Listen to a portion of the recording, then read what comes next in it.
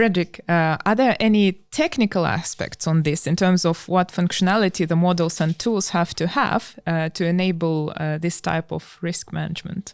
It's only really two perspectives I wanted to add here. One is, fairly perhaps an obvious conclusion that the more complex strategies and financial instruments you use, right, and trade, the more sophisticated systems you need typically, right? So, and the other aspect, which is more about how markets function, typically the more complex instruments you use, that creates a higher dependency on liquidity.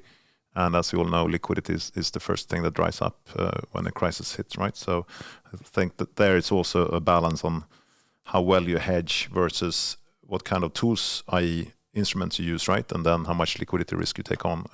So again, it might be better to have some more interest rate risk if you have less liquidity risk by not being dependent on complex strategies or instruments.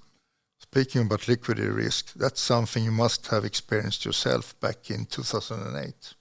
Yeah, I was just thinking when you mentioned the 2008 crisis. So I was on a trading floor at the time, and it's kind of surreal going to buy lunch, right? Because you went from this feeling of the world is falling down on my head, everybody's getting hammered, and you go out in the sunshine, people are eating ice cream, and you go like, it just doesn't compute those two pictures. Oh, you're totally true. I mean, you were looking on the streets and they didn't know how close to a crash we were. Exactly. And then like Merrill Lynch is dropping 85% in half an hour, right? It's just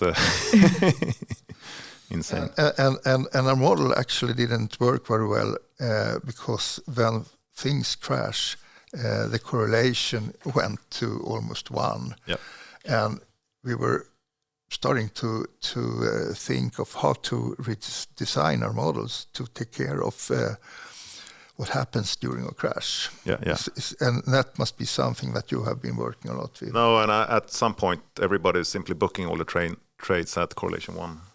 I think it's also interesting that you mentioned that the avalanche of regulations followed as well, kind of like the entire system trying to sort of create a new balance for its What systems. I was trying to say is that